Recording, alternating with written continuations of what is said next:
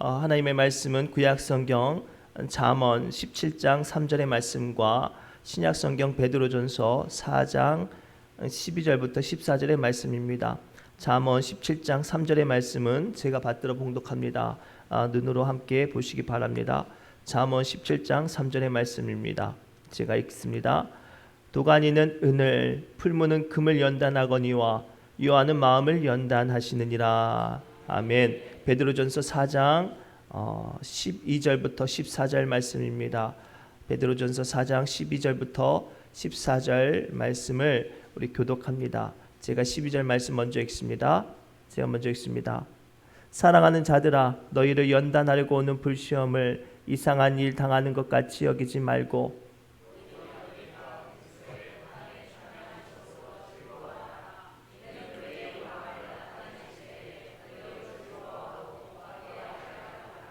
너희가 그리스도의 이름으로 치욕을 당하면 복이 있는 자로다. 영광의 영 곧 하나님의 영이 너희 위에 계심이라. 아멘. 우리 옆사람 이렇게 축복할까요? 시험을 잘 이깁시다라고 축복합시다. 시험을 잘 이기시기 바랍니다.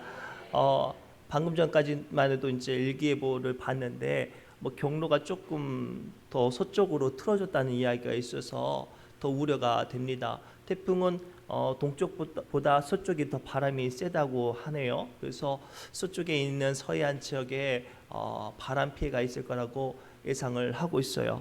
그래서 면 기관이나 이렇게 많은 문자가 와서 조심하시라고 주의하라고 연락이 옵니다. 어떤 사람들은 그래서 이렇게 말하는 사람도 있어요. 아우, 태풍이 안 왔으면 좋겠어요. 이렇게 말하는 사람도 있죠. 그러나 우리는 알고 있죠. 태풍이 있어야 나라와 지구가 전 세계 바다가 뒤집어져서 정화가 되어지고 에너지와 영양분이 순환이 잘 되어서 지구가 건강해진다는 사실을 우리는 알고 있어요. 심각한 피해가 있으나 꼭 필요한 태풍처럼 우리의 삶 가운데는 시험과 연단 또한 필요한 줄 믿습니다. 그래서 베드로전서 4장 12절에 주님은 다음과 같이 우리에게 말씀하세요. 사랑하는 자들아, 너희를 연단하려고 오는 불시험을 이상한 일 당하는 것 같이 이상히 여기지 말며 라고 말씀하고 계시죠. 오늘 말씀처럼 우리는 우리를 연단하려고 오는 불시험을 이상한 일 당하는 것처럼 여기지 않기 위해서는 오늘 말씀 통해서 시험을 당할 때 주시는 은혜와 지혜를 붙잡기 바랍니다. 오늘 말씀을 통해서 우리가 발견해야 될 첫 번째 사실은 우리를 향해 다가오는 시험은 나를 망하게 하기 위함이 아니라 나를 연단하게 하기 위함인 줄 아시기 바랍니다. 우리 12절 말씀 함께 읽겠습니다. 시작. 사랑하는 자들아, 너희를 연단하려고 오는 불시험을 이상한 일 당하는 것 같이 이상히 여기지 말고. 아멘. 세상에서는 싸울 때는 상대방을 죽이려고 싸워요. 그렇죠? 그러나 하나님께서는 우리를 시험 가운데 연단하실 때는 우리를 망하게 하거나 죽이려고 하지 않고 그 과정 가운데 하나님의 정금같이 하나님의 사람으로 온전해지기 위함인 줄 믿습니다. 그래서 오늘 본문에 보면 그 표현을 연단이라고 쓰고 있어요. 연단이 무엇입니까? 더 단단해지고 순도가 높아진 것을 의미합니다. 그리고 그러므로 그 존재 가치가 더 존귀해지게 하는 과정을 연단이라고 하죠. 우리의 믿음도 언제나 같은 자리일 수 없어요. 우리의 믿음도 자라야 합니다. 그렇다면 우리의 믿음을 자라게 하는 게 무엇일까요? 그렇죠. 성경을 많이 보고 기도를 많이 하면 믿음이 자랄까요? 물론 그것도 자라겠지만 우리의 믿음을 더욱더 힘있게 자라는 것들 중에 하나가 뭐냐면 연단인 줄 믿습니다. 이 연단을 통해서 하나님은 우리 믿음의 사람을 하나님의 기뻐하신 가운데 자라게 해요. 그리고 중요한 건 우리가 시험을 당할 때 믿음의 사람들은 그 시험을 외면하거나 피하고 하지 말고 그 시험을 직면하고 대면하여 연단이 되도록 나를 훈련시켜야 해요. 좀 더 구체적으로 설명하면 우리가 학생들이 시험을 보죠. 중간고사, 기말고사를 봐요. 그러면 시험이 학생들에게 무서운 것이 될까요? 평안한 것이 될까요? 무서운 것이 돼요. 그래서 이 학생들이 그 시험을 피하기 위해서 공부를 하지 않고 커닝 페이퍼를 쓰거나, 그렇죠? 그 시험을 피할 방법을 생각만 하면, 편법을 생각만 하면 어떻게 되겠습니까? 그 학생은 성적이 결코 잘하지 않아요. 늘지 않는단 말이에요. 오로지 그 힘들고 두려운 시험에 직면하고 대면하여서 힘들게 공부하고 암송도 하고 그리고 그 계산식도 많은 것들 푸는 방법들이 실력이 늘어야 그 시험을 통해서 자기의 실력이 늘은 것처럼 우리의 믿음도 이와 같은 줄 믿습니다. 상당수의 많은 사람들이 시험을 당하면 많은 사람들이 무슨 생각을 먼저 하냐면 하나님 한탄해요. 하나님이 왜 나에게 이런 시련을 주셨습니까? 다른 사람도 편안하게 사는데 왜 나에게 더 이렇게 힘든 어려운 여정을 주십니까? 라고 한탄하는 경우가 있죠. 그러나 성경의 믿음의 인물들을 보십시오. 시험이 있는 인물들이 다 하나님의 사랑 가운데 있었고 그 시험을 잘 견딘 사람들이 하나님의 은혜 가운데 있었어요. 중요한 건 시험을 만날 때 시험을 불안해하고 피하려고 하지 말고 직면하고 한 걸음 더 나아갈 때 그곳에 은혜가 있어요. 그곳에 축복이 있다고요. 그곳에 하나님의 약속이 있지요. 캘리포니아에 그 많은 사람들이 금강을 캐려고 이렇게 서부로 갔어요. 그리고 그 금을 캐려고 막 많은 사람들이 하고 있었을 때 한 사람이 전 재산을 바쳐서 광산을 샀대요. 그리고 수많은 인부들 동원해서 수년 동안 땅을 판 거예요. 근데 분명히 전문학자들과 수많은 지질학자들이 이곳에 금이 있습니다라고 말하는데 아무리 땅을 파도 금이 안 나오니까 이 사람이 실망을 해가지고 어떻게 했냐면 모든 재산을 다 처분해서 금강을 팔아버렸대요.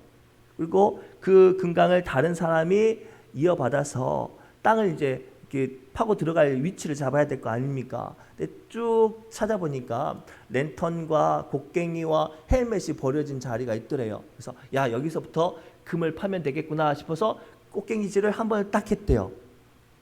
그 한 번의 질을 곡괭이가 한 15cm 정도 됐나 보죠. 그 곡괭이질 한 번 딱 했는데 뭐가 나왔어요? 금이 나왔대요. 이 이야기는 정말 실제로 있었던 이야기라고 말하는데요. 제가 왜 이런 이야기를 하냐면 이 애화가 우리에게 들려주는 교훈도 이와 같아요.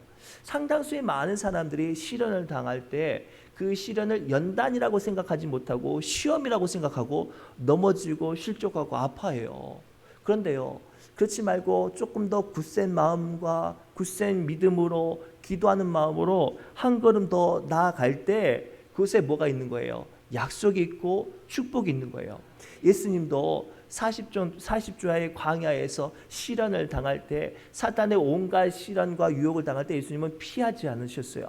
한 걸음 더 나아갔기 때문에 광야의 40일의 시험을 이겼을 뿐만 아니라 3년의 공생애를 승리로 이룰 수 있는 영적인 비밀을 쟁취했지요. 사도 바울도요. 다메섹 도상에서 예수님을 만났어요.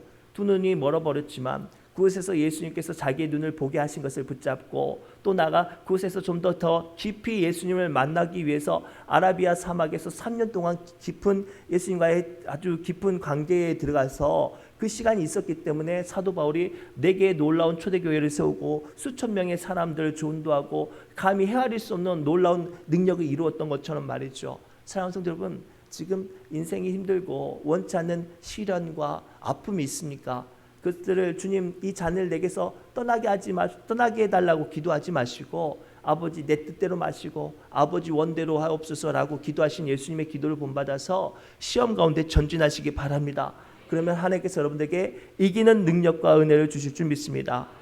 두 번째는 우리를 연단하시는 도구는 내 생각이 아니라 하나님인 줄 믿습니다. 고로 어떠한 연단이 우리의 마음에 다가와도 흔들리지 마시기 바랍니다. 잠언 17장 3절 말씀 함께 읽겠습니다. 시작. 도가니는 은을, 풀무는 금을 연단하거니와 여호와는 마음을 연단하시느니라. 아멘. 우리가 신앙을 살아가다 보면 시련의 순간과 연단의 순간을 만나요. 그런데 안타까운 건 그것이 나를 힘들게 하는 것이 내 마음을 너무나도 못마땅하게 하는 것들이 나를 힘들게 해요. 예를 들면 내가 봐도 그동안 나보다 믿음이 별 볼 일 없고 신앙생활 열심히 안 한 사람이 나를 꼬투리 잡고 힘들게 하거나, 그렇죠? 내가 정말로 하나님만 바라보고 사는데 치사하게 돈 몇 푼 가지고 나의 생활이 힘들게 하거나, 아니면 생각지도 못했던 질병이나 어떤 내 몸의 약함으로 인하여서 내 굳센 믿음이 근심으로 쌓일 때 우리는 시험을 넘어서 자존심이 상해요. 그렇죠?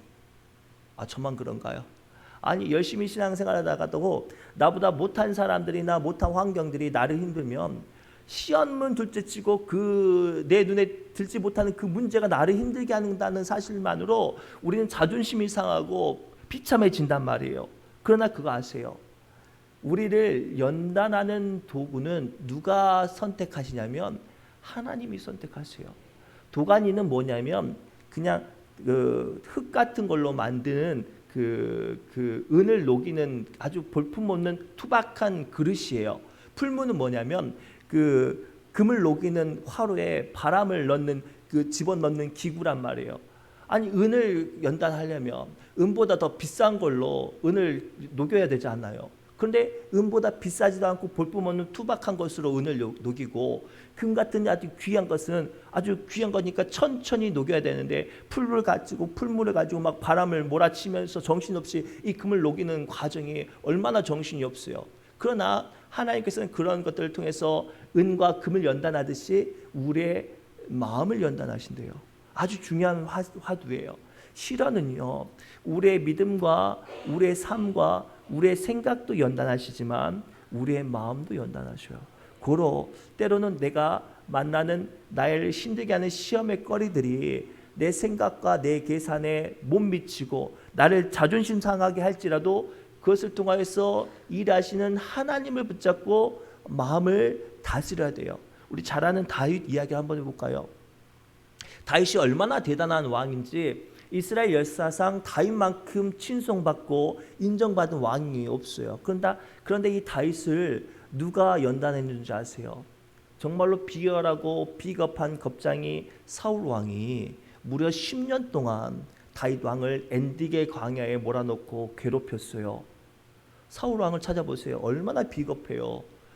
골리앗이라는 그 거인이 자기의 군대를 조롱할 때 40주야로 숨어 있었어요. 책임지지 못하는 이 왕이 자기보다 더 잘난 용사를 시기 질투하여서 10년이 넘도록 못 살게 구니, 이게 올바른 일이냐고요. 다윗이 얼마나 비참했는지 나라를 떠나서 블레셋에 망명하려고까지 할 정도로 못 살게 굴었어요. 그러나 하나님께서는 그 과정 가운데 다윗의 무엇을 연단하신 거예요? 마음을 연단하신 거예요. 사랑하는 성도 여러분, 오늘 말씀을 통해서 제가 나누고 싶은 아주 중요한 화두가 여기 있어요. 상당수의 많은 사람들이 시련을 당하거나 시험을 당하면 야, 이것은 믿음의 문제다라고만 생각할 때가 있어요. 그렇죠? 그러나 믿음의 문제를 넘어서 그 믿음을 담는 우리의 마음 또한 하나님께서 지금 연단하고 계시는 거예요. 내가 그동안 내 믿음이 올바르고 잘 자랐고 누구보다 정직하고 신실했다면 그 연단의 순간에 우리는 다시 한번 발견해야 돼요. 내 믿음을 담는 내 마음이 옹졸하고, 그렇죠, 치졸하고 남들을 품지 못하는 작은 마음이었기 때문에 하나님께서 그것들 또한 품으라고 큰 시련과 연단 가운데 우리를 던져줬을 수도 있어요. 심지어는요, 다윗이 사울 왕의 어떤 시련을 넘어서 왕이 됐어요. 왕이 돼서 나라를 잘 다스리다가 자기가 정말 사랑하는 아들 압살롬이 반란을 일으켰거든요. 그래서 정말로 야밤중에 홍두깨라고 헐레벌떡게 도망가는데 그 동네에서 가장 막행이로 소문난 시므이라는 사람이 다윗을 쫓아오면서 돌을 던지고 침을 뱉고 욕하는 거예요. 생각해 보세요. 그 시대의 현자도 아니고 그 시대에 아주 나라를 잘 다스렸던 훈장 선생도 아니고 그런 교육자도 아니고 그 동네에 그 나라의 가장 막행이로 소문난 시므이가 다윗을 향해서 침을 뱉고 돌을 던진단 말이에요. 얼마나 그 모습이 가관이 아니었는지 도망가는 와중에서도 장수들이 화가 나가지고 왕이시여 명령만 하면 제가 저거 죽이고 오겠습니다라고 말할 정도로 말도 안 되는 짓을 했어요. 그때 다윗이 뭐라고 고백한 줄 아세요? 사무엘하 16장 9절에서 12절 말씀인데 다윗의 고백을 통해서 오늘 우리에게 말씀하신 하나님의 음성을 들으시기 바랍니다. 우리 천천히 함께 읽겠습니다. 시작. 수르야의 아들 아비새가 왕께 여쭈아오되 이 죽은 개가 어찌 내 주 왕을 저주하리까? 청하건대 내가 건너가서 그의 머리를 베게 하소서 하니 왕이 이르되 수르야의 아들들아 내가 너희와 무슨 상관이 있느냐? 그가 저주하는 것은 여호와께서 그에게 다윗을 저주하라 하심이니 내가 어찌 그리하였느냐 하실 것. 또 다윗이 아비새와 모든 신하들에게 이르되 내 몸에서 난 아들도 내 생명을 해하려 하거늘 하물며 이 베냐민 사람이랴 여호와께서 그에게 명령하신 것이니 그가 저주하게 내버려 두라. 혹시 여호와께서 나의 원통함을 감찰하시리니 오늘 그 저주 때문에 여호와께서 선으로 내게 갚아 주시리라 하고. 아멘. 야, 이 다윗의 고백을 통해 우리는 그동안 내가 발견하지 못했던 시련 가운데 당하는 내 속상함을 직면할 수 있어요. 그렇죠? 앞서 말씀드렸듯이 우리는 나를 연단하는 도구가 뭔지를 몰라요. 그런데 그 연단하는 도구가 나를 못살게 구는 사람일 수도 있고요. 나보다 믿음이 벌프 누웠고요. 동네에서나 세상에서 정말로 못된 사람을 찍힌 사람들이 나를 더 힘들게 할 수 있단 말이에요. 그러면 시련을 둘째치고 마음이 더 힘든데 그 순간에도 우리가 왜 마음을 지켜야 하냐면 첫째는 그 시련을 누가 허락하신다고요? 하나님이 허락하시고, 두 번째 그 시련을 통해 누가 우리의 마음을 돌보신다고요? 하나님이 마음을 돌보신대요. 얼마나 은혜가 되는 거예요. 그러나 사랑하는 성도 여러분, 오늘 이후로부터 여러분들이 누군가에게 자존심 상하고 상처받는다고 해서 싫은 소리 들었다고 해서 속상하게 생각 안 하셨으면 좋겠어요. 왜냐하면 그 순간은 누가 내 마음을 만지시는 거라고요? 그렇죠. 하나님이 여러분들의 마음을 만지신다는 사실을 깨닫고 시련을 넘어서 연단을 넘어서 마음을 다스리는 시간 되길 바랍니다. 마지막으로 고난에 참여함으로 우리는 하나님의 영광을 바라보고요. 또 하나는 연단 가운데 하나님께서 우리와 함께 하신다는 사실을 말씀하고 계세요. 우리 조금 길지만 13절과 14절 말씀 함께 읽겠습니다. 시작. 오히려 너희가 그리스도의 고난에 참여하는 것으로 즐거워하라. 이는 그의 영광을 나타내실 때에 너희로 즐거워하고 기뻐하게 하려 함이라. 너희가 그리스도의 이름으로 치욕을 당하면 복 있는 자로다. 영광의 영 곧 하나님의 영이 너희 위에 계심이라. 아멘. 오늘 말씀을 통해서 마지막으로 하나님께서 크게 두 가지를 언급하시는데요. 하나는요, 이 고난 가운데 연단 가운데 참고 견디면 무엇이 볼 수 있냐면 열리는 안목이 있다고 말씀하세요. 고난 가운데 견딜 수 있는 사람은 하나님의 주시는 축복을 볼 수 있는 안목이 열린 사람이 그것을 견딜 수 있어요. 우리는 지금 시골에 살아서 뭐 부모님 집에 가려면 그렇게 멀지는 않아요. 근데 이제 제가 예전에 인천이나 서울에 있을 때 그 본가에 한번 가려면 제가 제 살아오면서 최고의 기록을 찍었던 것 같아요. 16시간이 걸렸어요. 16시간 진짜로. 와, 정말 진짜 한 8시간 때쯤 되니까 진짜 차 돌리고 가고 싶고 막 앉아서 울고 싶고 막 그랬어요. 그런데 왜 갔냐면 처자식을 먼저 보냈거든요. 제가 이제 교회에서 이제 가다가 교회에서 전화가 왔어요. 해결해야 될 일이 있어가지고 부랴부랴 어쩔 수 없이 이제 처자식을 먼저 보내고 다시 올라가서 이제 일을 해결하고 내려가는데 뉴스에 어디 구간이 막힙니다 하면 제가 있었던 거예요. 그런데요, 그 18시간을 어떻게 참을 수 있었냐면, 야, 저곳에 가면 내 토깽이 같은 두 아들과 아내가 기다리고 있구나. 우리 아버지가, 우리 어머니가 아직도 불을 안 끄고 이 깜깜한 밤에도 나를 기다리고 있구나. 그것을 알고 있기 때문에 피곤하지만 그 길을 간 거예요. 그리고 16시간이 걸리고 나서 집에 갔을 때 아빠 하고 달려오는 그때는 2명이었거든요. 두 꼬맹이들 덕분에 고생이 막 사라졌어요. 이거예요. 하나님은요, 우리가 고난 가운데 연단 가운데 주실 축복을 늘 먼저 말씀하세요. 아브라함이 갈대아 우르에서 하나님 부르셨잖아요. 하나님께서 그냥 가면 너 엄청 힘들 거야, 한번 가봐라고 말씀하시지 않았죠? 뭐라고 말씀하셨어요? 복의 근원이 되게 하시게 또 말씀하셨어요. 내 이름이 창대하게 하게 말씀하셨어요. 네가 받는 모든 땅이 네 땅이 되리라고 말씀하셨어요. 그러니 아브라함이 기쁜 마음으로 그 가나안 땅을 나아갈 수 있었죠. 이스라엘 백성들이 40년 광야 생활 동안에 한 가지 붙잡았던 게 뭐예요? 가나안 땅의 약속이었죠. 사랑하는 성도 여러분, 우리는 기억해야 돼요. 우리 하나님은요, 매몰찬 악덕 업주가 아니에요. 아무런 대가 없이 우리를 부려먹거나 우리를 고생시켜 주시는 분이 아니에요. 분명한 약속 위에, 은혜 위에 축복을 바라보는 영적인 안목을 열어서 그것을 오늘 또 견디게 하시는 줄 믿습니다. 그래서 오늘 또 우리는 그 작은 어려움 가운데, 힘든 가운데 믿음의 일들을 감당하고 이것을 통하여서 하나님께서 내 삶 가운데 어떻게 일하실지를 기대하시잖아요. 근데 더 놀라운 건 하나님께서 거기서 그냥 우리만 일하게 두시지 않고 14절이에요. 시작.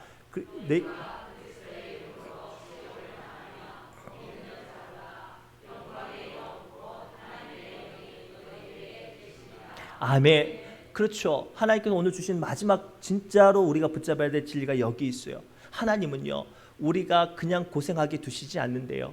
그 지옥과 그 고난의 순간 위에 누가 함께 하신대요? 하나님이 함께 하신대요. 얼마나 감사해요. 사랑하는 성도 여러분, 고로 여러분들 시련 가운데 힘든 순간에 있으면 하나님 왜 나를 이렇게 혼자 두십니까? 세상에 의지할 것 없이 나 혼자 있는 것만 같습니다 라고 통곡할 때도 하나님은 우리와 함께 하세요. 고로 사랑하는 성도 여러분, 이 시간 우리에게 기도에 있다가 잠시 후에 기도할 텐데, 기도할 때 여러분의 마음 가운데 있는 시련의 제목들과 연단의 제목들을 쭉 고백하시고 꼭 마지막에 이렇게 기도하세요. 하나님 나와 함께 하시죠. 하나님 나와 함께 하시죠. 나는 지금도 하나님 주신 꿈을 붙잡고 있어요. 내 인생 가운데 지금은 길을 잃어버린 것 같고, 지금은 내가 연단 가운데 있고 인생의 길을 준비하는 것만 같아도 하나님 분명히 나와 함께 하신 줄 믿사오니 주님 내 위에 임하여 주옵소서라고 기도하시기 바랍니다. 그러면 하나님께서 우리와 함께 하신 줄 믿습니다. 그래서 하나님께서 80세 모세를 만나서 세우실 때 뭐라고 말씀하셨어요? 두려워하지 말라, 내가 너와 함께 하리라. 여호수아가 모세의 그늘 아래에 있던 여호수아가 민족의 지도자가 되었을 때도 하나님께서 동일한 말씀하셨어요. 두려워하지 말라, 염려하지 말라, 강하고 담대하라, 내가 너와 함께함이라. 고로 오늘 이 말씀을 붙잡고 시련 가운데 있다면, 혹은 연단 가운데 있다면, 또는 하나님께서 이끌어가고 몰아가시고 가는 길 가운데 있다면 오늘도 함께 하시는 하나님을 붙잡고 믿음으로 이기시기를 주님의 이름으로 축복합니다. 기도합니다. 하나님, 이 시간 우리 사랑하는 믿음의 권속들을 축복하며 기도합니다. 세상에 살다 보니 원치 않는 시련과 아픔이 우리의 마음을 힘들게 합니다. 더 나아가 더 우리의 마음을 비참하게 하고 자존심 상하게 하는 건 내가 견딜 수 없는 나의 치욕적인 자존심과 하나님 못한 사람들로 인하여서 당하는 수치고 인하여 눈물 겨울 때가 많습니다. 주님, 이 시간 우리가 시선을 하나님께 높이 들려서 오늘도 한결같이 우리를 위로하시고 긍휼히 여기시는 주님으로 인하여서 기도하게 해주시고 우리와 함께 하시는 하나님의 은혜로 말미암아 이기게 하여 주옵소서. 이 모든 말씀 예수님의 이름으로 간절히 기도드리옵나이다. 아멘. 우리 새노래 찬양집 135번 찬송하며 기도의 자리로